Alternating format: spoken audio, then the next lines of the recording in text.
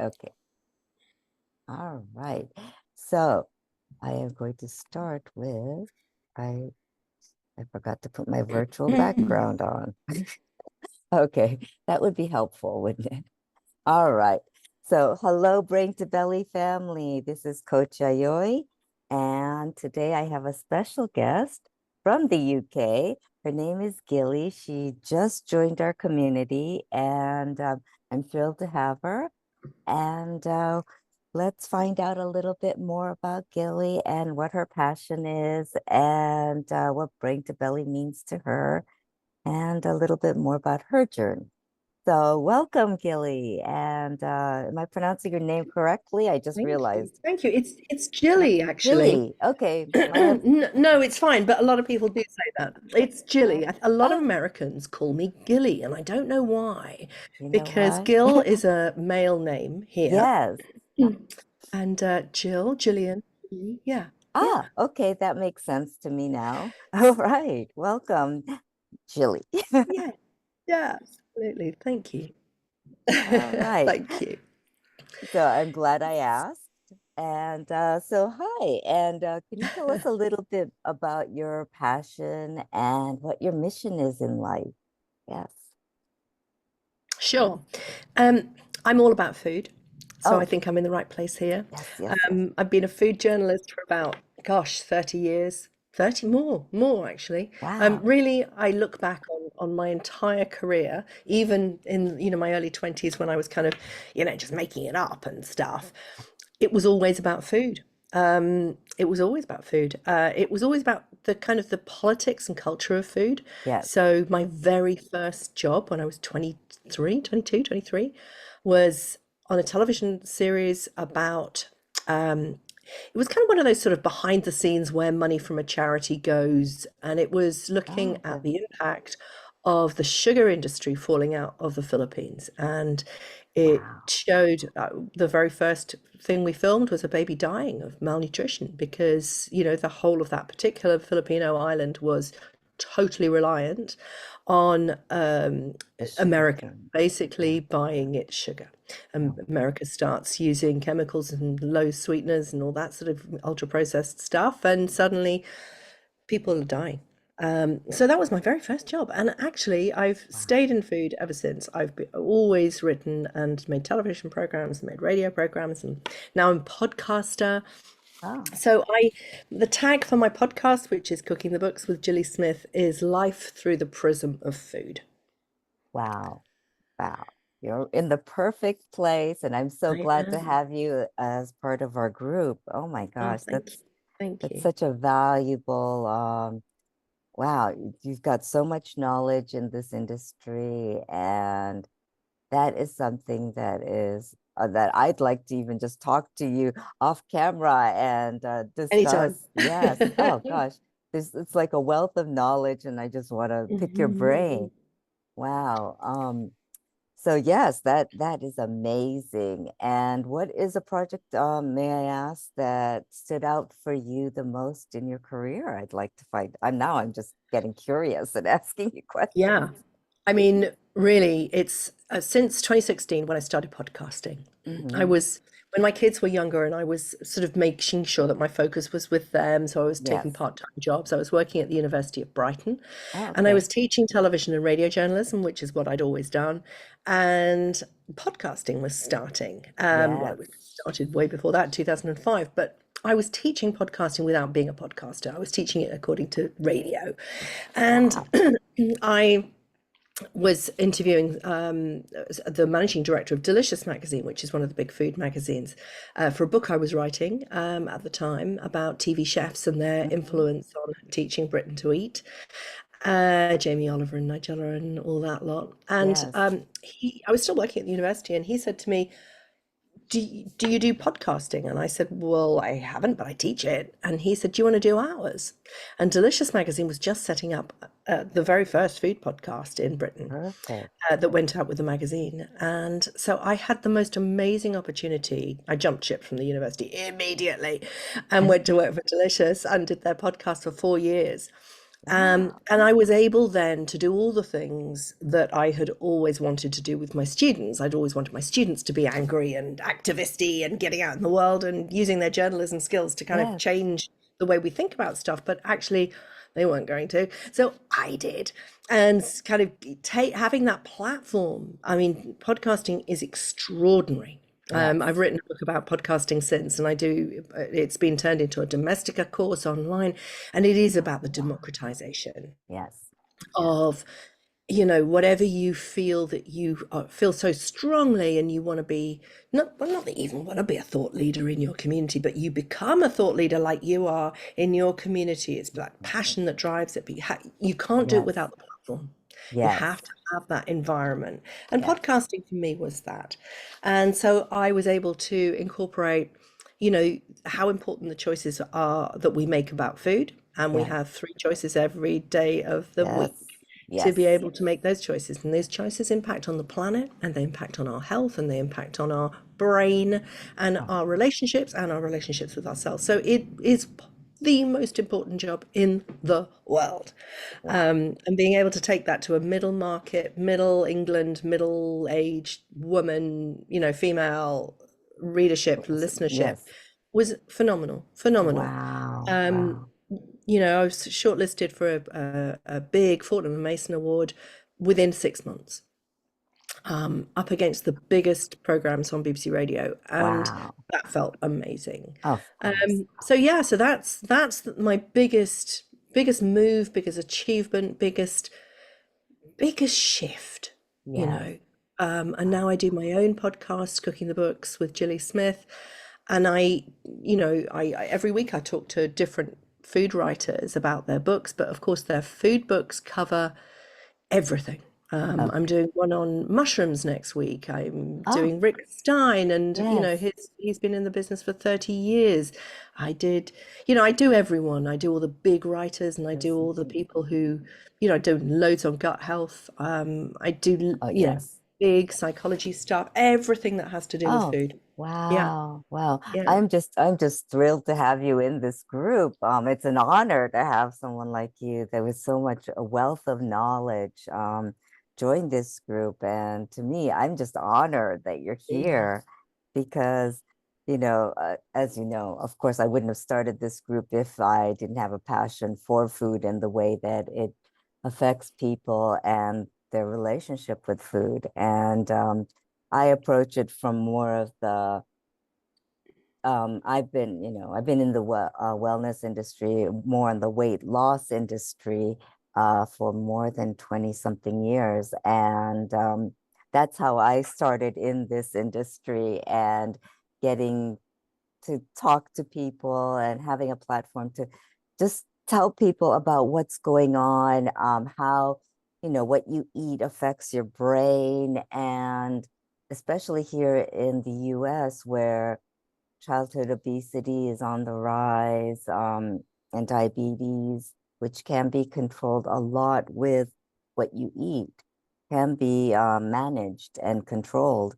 And I see that all around me. And I still do part-time work for this a larger weight loss company.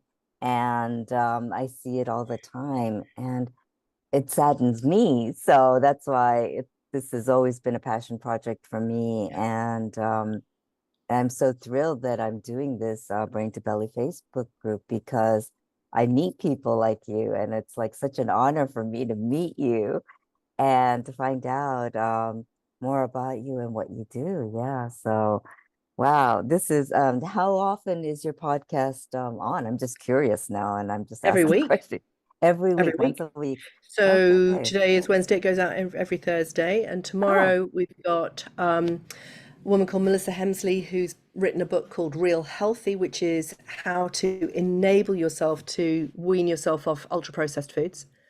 I oh, interviewed the main guy in Britain, Chris Van Tulleken, who wrote a book called Ultra Processed People. I interviewed yes. him a couple of weeks back, so he Oh, was on wow. the show, and so Melissa is sort of coming up with. So she's all about cooking from scratch. Chris is Wow. a sort of doctor, he's the scientist, and Melissa is the how to cook from scratch.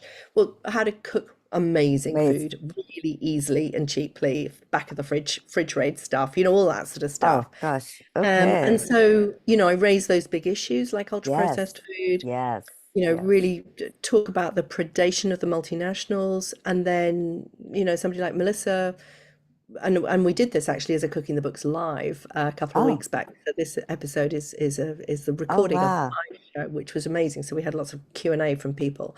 And that's really interesting because, I don't get to talk to members of the public very often about Mm-hmm. their attitude to food. Yes. I Yes. do a lot on, stuff around Right. that, but I don't tend to sort of interview people anymore. I used to be that kind of journalist, but that was years and years ago. And so it was really interesting to do it in front of a live audience Yeah. because, people were asking incredible questions. Like there was a woman who was saying, in the Q&A to Melissa, how can I feed my 19-year-old who just literally won't eat real food? That's a You great know? question. And she's brought up three other kids and two other kids, and she's very healthy herself. And her daughter's probably, withholding and controlling and doing all that sort of mind stuff, brain Yes. stuff, Yes. and probably, Yes. just really annoying her mother. But the Yes. reality is that she's getting into bad habits. Her mother's really worried about her. I mean, my kids Yes. are 25 and 29, and they went through their controlling stuff too. Yes. Yes. I know that, they come out good at the end of it. It's fine. Yes. But, she's really worried. Of And course. Of course. I don't get to hear those conversations. So I'm going to do more of these live Wow. shows, Yes. to Yes. really kind of hear what people want. What are the issues? Right. Oh, that's wonderful. Oh, I'm just thrilled that I get this opportunity to meet you. Now, what platform are you on that if our viewers want to reach out and Yeah, I find mean, out a little bit more about your podcast? Yeah. yeah, I mean, you can listen to it. It's global. That's the wonderful thing about podcasts. Yes. They're on Apple Podcasts, and it's Oh, called Cooking Books with Gilly Smith. okay.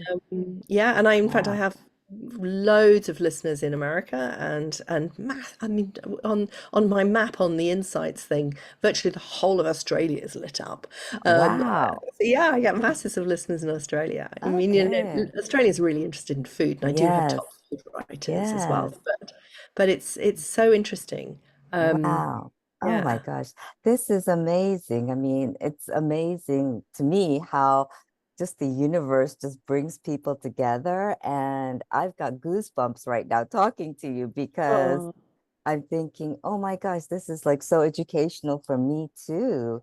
yeah. And, my community just grows and grows with, different people joining. And then I realized there's so much more out there. And I'm just so honored to be even able to meet someone like you, that I can pick your brain. I could just talk to you. Totally. Well, And that's the yeah, point, isn't it? That's yes, the point of a community. That yes, is the whole point, is that we share ideas and we yes, continue to, uh, uh, be accountable to each other as yes, well.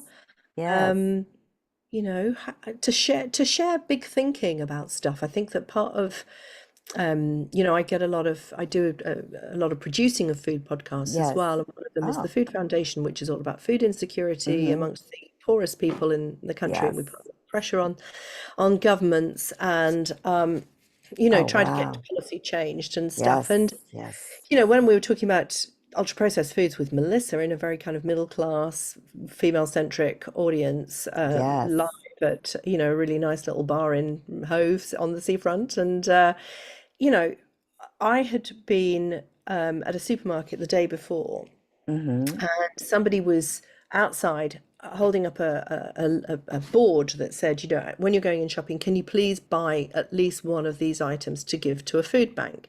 And every single item on that list was ultra processed.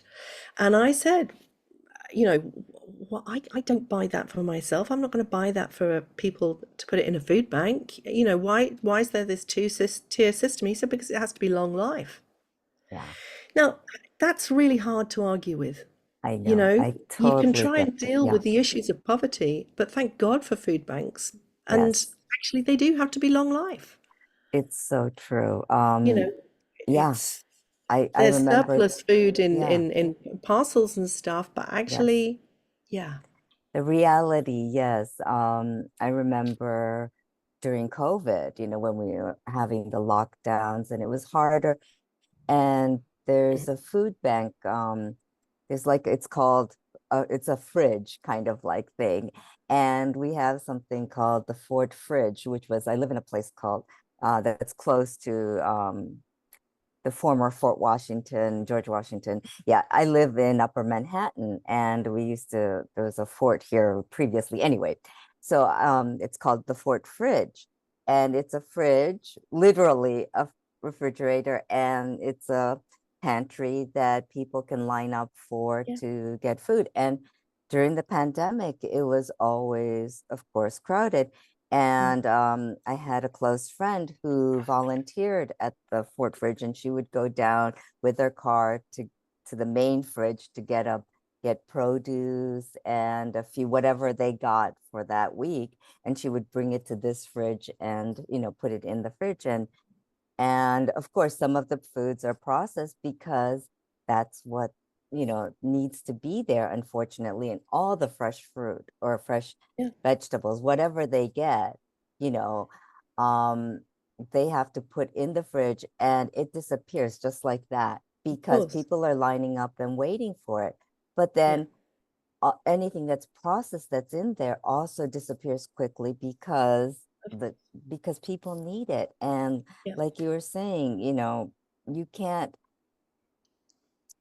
you can't pass judgment on anyone because of that, because like you said, they need the shelf life to be longer for people to be able to Difficult for me use because, it. you asked about my passion. Yes, Um, and yet, part of that activism is about making knives available so that people can actually chop up some of that yes, vegetable yes, that's passed through the surplus route through yes, food banks. yes, What about cooking? I, yes, I interview people, single moms who are living in, council apartments that don't have an oven, and for yes, example. yes, They just have one little ring and a microwave. yes, Well, you have to have some pretty good skills to be able to cook real food, yes, for more than one person yes, cheaply. yes, So actually, the ultra processed wins, yes, regardless of how predatory those multinationals are and how I cynical agree. they are, Yes, knowing that there's a lot of people who will go for that. And then yes, it hacks the brain, and you become addicted, and well, you know all about that stuff. yes, yes. Yeah. It's yeah, it's a very I'm very American. I'm like, yeah. I'm sorry. Uh, but yes, I totally agree with you. And it is it's a cycle that is so difficult to break. The world is dependent on the ultra processed foods, like because of those reasons. And it's very, very tough. And I see it in my neighborhood. I mean, now it's a little better at post pandemic, but still, it's still out there.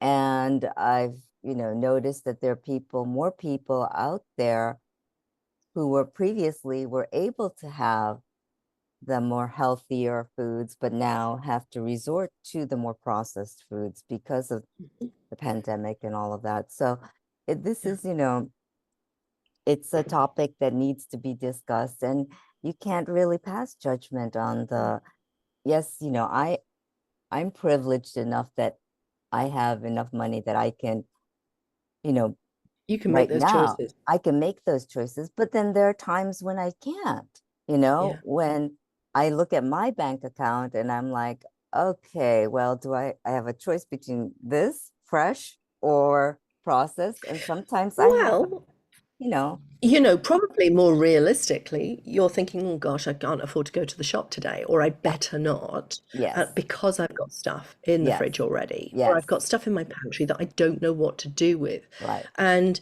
that's the thing, because yes, you probably have loads of stuff that yes, could keep you going for days. yes, And Tin that, stuff, beans, and you've probably got a whole load of flavor bombs, to use the Ottolenghi lingo. That if you were to throw some gorgeous pomegranate molasses at it that's been sitting at the back of your pantry for hundreds of years, whatever, yes, oh, since your I love that. Ottolenghi first told you about it, but you don't know what to do with it and Right. that's the biggest problem. Most people don't really know Yes. how to cook, Yes. how to elevate the most basic chickpeas to make them amazing. I What know. happens if you put some tahini in with your chickpeas and some garlic? Well, hang on, that's the Yeah. food that probably half the world is eating right now. Yes, exactly. Um, And I but we've have, lost our connection. yes. And that's funny you mentioned that because I think when the pandemic was happening, I had to get creative about my food. And like you were saying about going into my pantry and looking through and say, oh, I had this. That's right, I could cook this. And we do get a little more creative, like you said, and that's Of just course, a because you have wonderful to. thing. Yes, yes, I talk to a lot of Italians about cucina povera. And in fact, every single country in the world has its yes, version of cucina povera. yes, Even the British, would you yes, believe? yes, Granny's cooking. of The course. wartime cooking, making Yes, the most out yeah, of rationing and all that kind of stuff. yes, yes, You had to be creative. My grandmother, this is in the days when, and she was really poor, my grandmother, my grandparents, and they had the fish people come around door to door, and they would buy a fish yes, for the week. And my grandfather grew his own tomatoes and beans in the back garden, as everybody did in those yes, days, of course. And my grandmother would stuff the fish with the tomato and a load of herbs that my grandfather had grown. Cost virtually nothing. They lived on the yes, sea. yes, They bought from the fishermen, so there was no sort of, middleman cost. right. But the fish was amazing. I'm sure. And she cooked it really slowly, Yes, and they then used it for fish soup, and they yes, kept the head, and they of used course. absolutely Yes, everything because yes, you had to. yes, And you listen to the nonnas in yes, Italy, using the cucina povera, it's exactly the same. yes, It's, throw the kind of the relationship with that food. So that gives you a yes, sense of identity, yes, particularly for people who had to leave their countries, and like all the yes, Italians and, well, everyone who moved to America. yes. you know, Most people took their food with them, Oh, and yes, it may change, but there's that sense of belonging and identity that is so important to your yes, soul. yes, But actually, you probably moved there because there was poverty in your own country. yes, So you would use what you had, and you would bring that sense definitely. of cooking That from the back of the knowledge. fridge, and, Yes, and knowledge passed down yes, through generations because yes, you had to. yes. Um, Oh, this, there's so many people who just never learned to cook, and they tend to be yes. the people who actually weren't given access to cooking, and they tend to be the richer people, It's so actually. true. It's Yeah, yes, it's the upper middle class yeah, yeah. and They yes, never cooked themselves. yes, yes. They didn't know what And to do. this is fascinating. I wish I had more time to talk to you and definitely off camera I'm going to reach out to you. But this has been amazing for me just to find out that, you know, gosh, I'm so honored that you're even on here that I can talk to you and get pick your brain on so many different things because Listen, it's my great pleasure. I mean, I'm a journalist. My job is to communicate, what I yes, what I know, what I find out, what I research, who I yeah, talk to. yeah. Yeah, so And thank you for giving me the opportunity. oh no, this is wonderful. To me, it's like, this community is my platform to reach out to people and just, have people aware and have a safe space for people to even talk about this subject because sometimes there's no one you could talk to. And especially in this day and age, a lot of people are still just online because there are fears that people can't go out and things. And there are a lot of introverts that are probably just watching and learning from the internet. So this is Yeah, wonderful. And I'm so honored that you're here for me, for our community. So thank you so much. And pleasure. what last two questions I have for you is what does brain to belly mean to you? And tell us where we can reach out to you and find you. Um, so brain to belly is, you know, the gut, which Yes, is the belly, yes, is the second brain. yes, So I see brain to brain. yes, I see um, food eating, you peel away the layers of that onion and you find so much. You find, we've talked about so much already. We've talked yes, about politics, we've talked yes, about culture, yes, we've talked about sense of belonging, we've talked about, skills. Yeah, yes, all of that is right there in front of us three times yes, a day. yes, If you use your brain to feed your brain, you yes, will get healthier.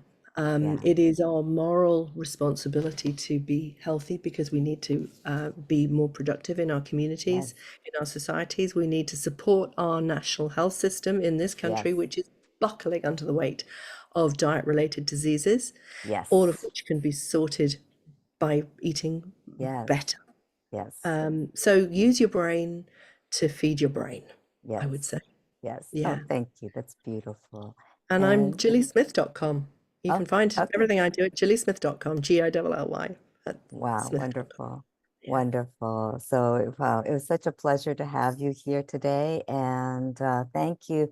And viewers, please, please reach out to, Jilly and, you know, let's be part of a community that starts a thought, yeah, to be healthier in one way or another, in the best way we can be.